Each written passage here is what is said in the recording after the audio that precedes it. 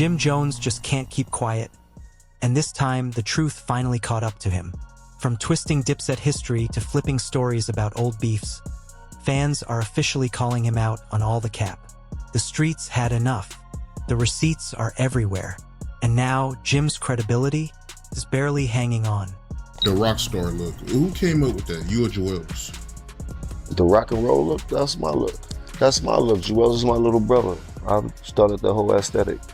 Wasn't nobody dressing like rock stars at all. Nowhere near the game. It wasn't thinking about it. I created that whole style and implemented it into the hip hop culture.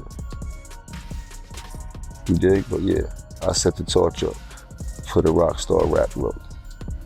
I've always been dressing like a white boy since high school. I've been wearing motorcycle jackets and shit like that since high school. I got a different style than most. And I know Wayne, he started dressing like that. Yeah, we gave it to Wayne.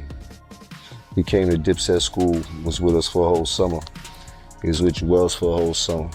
And naturally, it's At this point, it feels like every time Jim Jones speaks, he just digs the hole deeper. The Harlem rapper, once viewed as one of New York's most solid figures, is now getting called out left and right for twisting his own stories, switching details, and trying to rewrite Dipset's legacy. Fans have finally had enough. What's crazy is that Jim's been running from interview to interview, trying to clean up his image. But every new statement he drops ends up blowing up in his face even worse than before. It all kicked off when he started hitting podcasts again, talking like he built Dipset from the ground up. He claimed there'd be no movement, no fashion wave, no Harlem takeover without him. But the internet doesn't sleep. Fans instantly pulled receipts and old clips that told a completely different story.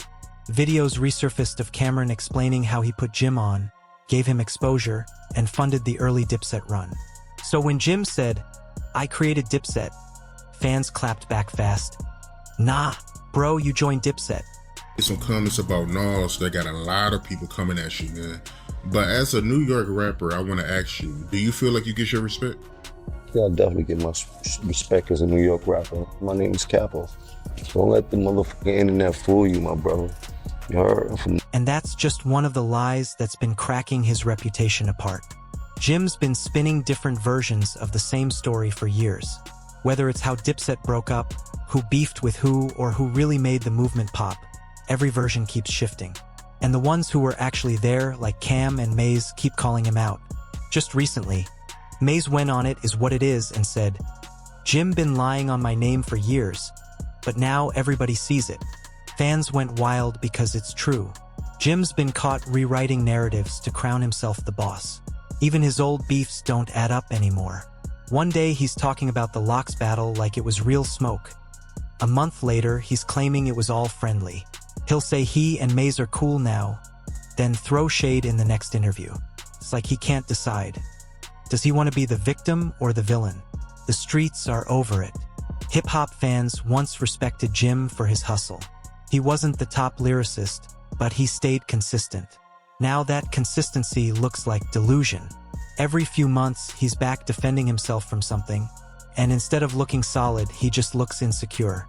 People are realizing Jim's biggest enemy ain't Cam, Maze, or Jadakiss. It's his own mouth. Going around right now asking if it's Nas or Jim Jones. What's the question? Nas or Jim Jones?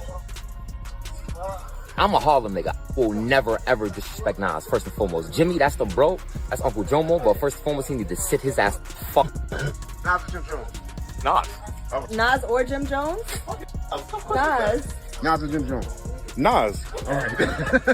Nas or Jim Jones? Is that a serious question? Yes, it is. It's Nas, bro. All right. Jim Jones is a clown. Nas or Jim Jones? Come on. Is that a question? Yo. Is that a question? Hey, yo. Nas or Jim Jones? Come I on. ain't saying who. Yo. Nas. Nas for the culture. All right. Nas or Jim Jones? Said Nas or Jim Jones? Oh, Nas. Nas or Jim Jones? Oh, Nas. I ain't gonna lie. Fuck Jim Jones, though. All right. Let's be honest, Jim Jones's biggest downfall has always been his ego. Instead of letting his legacy talk for him, he keeps trying to rewrite the story, and it's finally catching up. In one interview, he's bragging about holding Dipset together. In the next, he's blaming everyone else for the fallout. When fans called him out online, he got defensive, saying people were twisting his words. But nobody's twisting anything. The man just can't keep his story straight.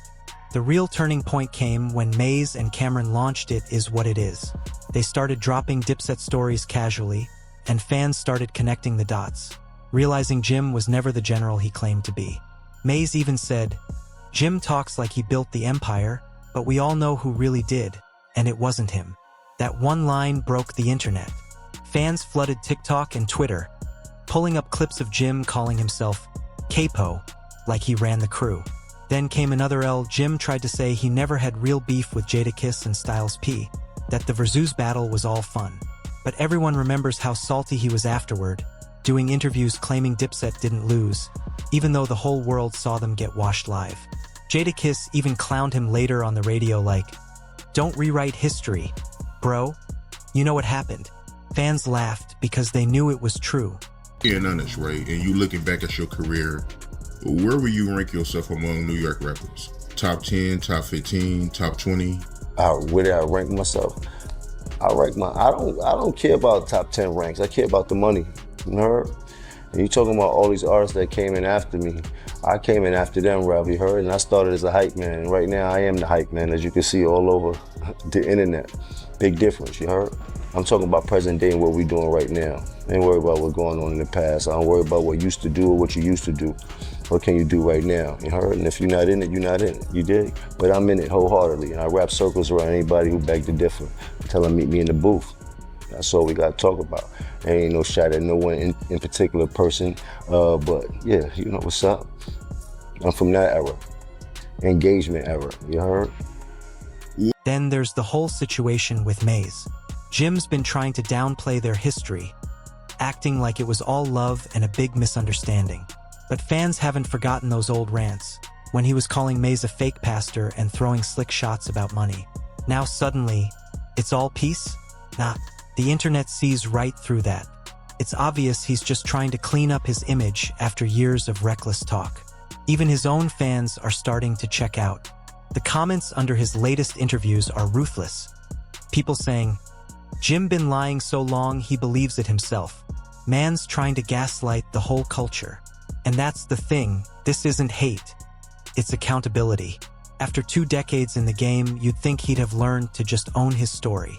But every time he tries to sound smarter than the truth, he ends up exposing himself. That's why fans are done, because the man who once embodied Harlem's realness now looks like he's living in his own fantasy. What would you say to the people that say when Dipset was at their peak and it mattered most, you wasn't a good rapper? It was all about Cam and Joel's. They was the best rappers in the group.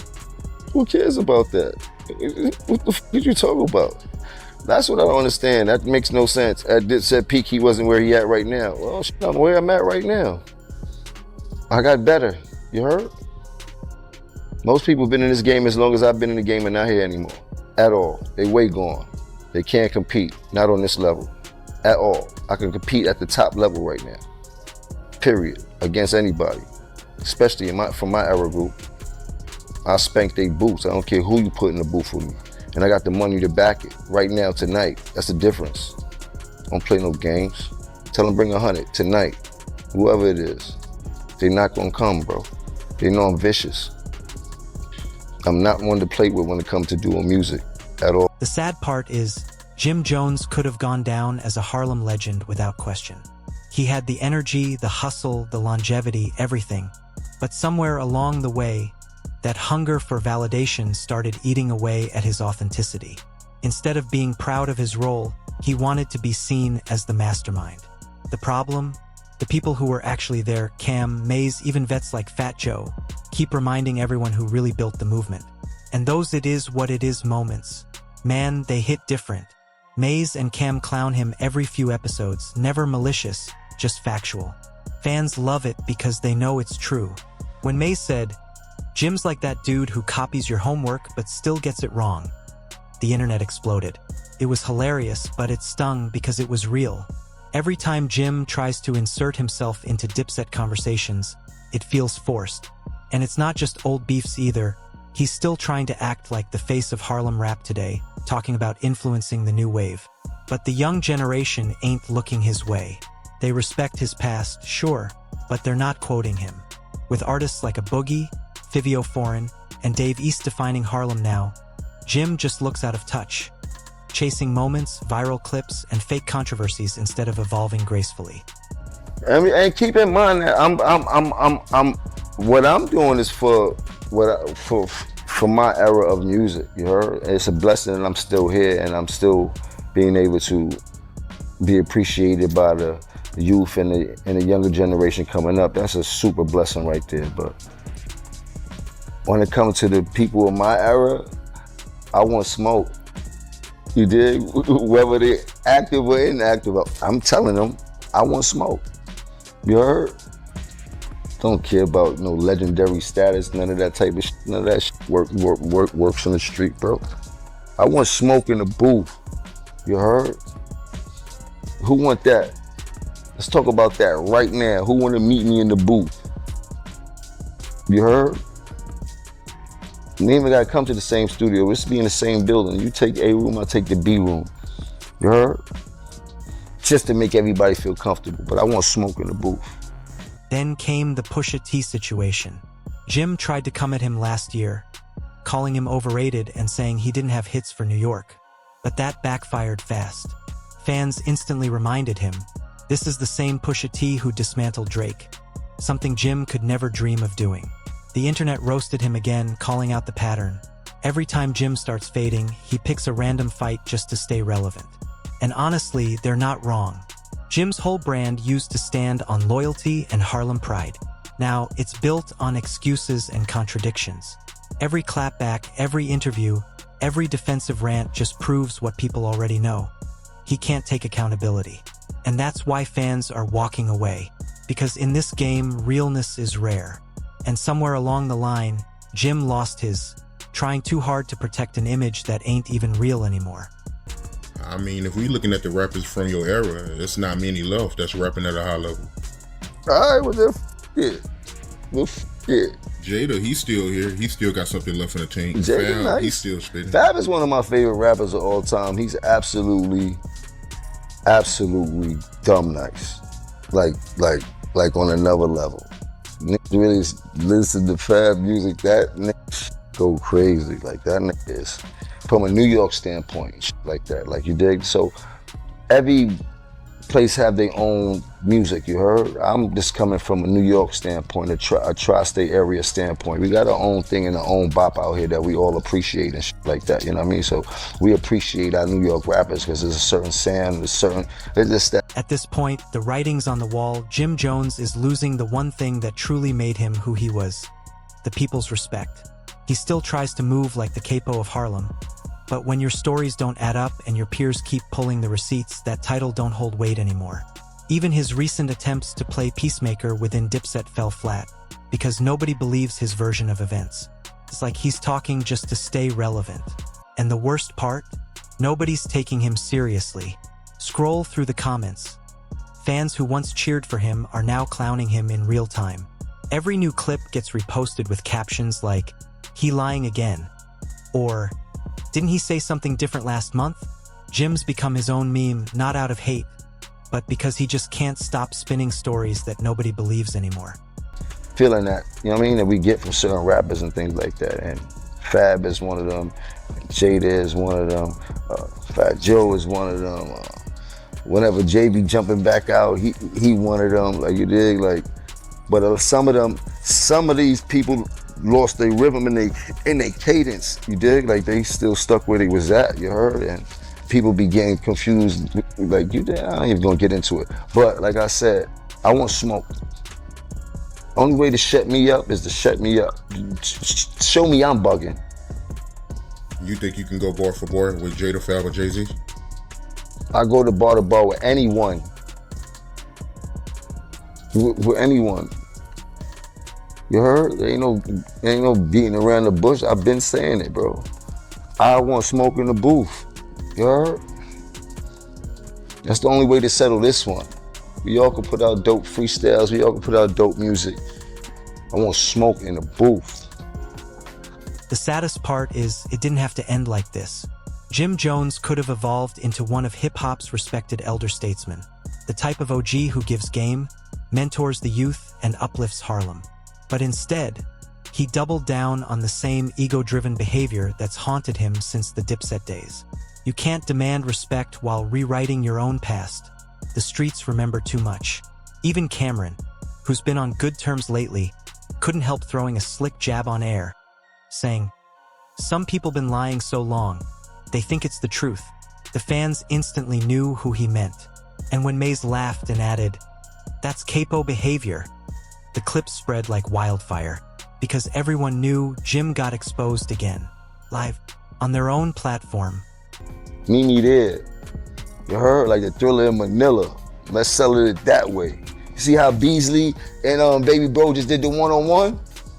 You heard? You see how Beasley and Lance did? That's what I want. You heard? I want the one-up. I want smoke. I don't care about rankings, bro. I want smoke. I want smoke and I want money. You heard? A ranking never gave me $1 at all. When the ranking come with a check, then I'll be pressed about the ranking. But none of that come with a check. At this point, it's not even about beef anymore, it's about legacy. Jim Jones is living proof that you can't fake realness. The same Harlem that once lifted him up is now side-eyeing him, wondering when he'll finally just keep it 100. Fans have seen the lies, the backpedaling, the contradictions, and the fake tough talk. What's left now is a man who built his name on loyalty, but lost it all to pride. Because in hip-hop, you can rebuild fame, you can rebuild a career. But once you lose credibility, that's game.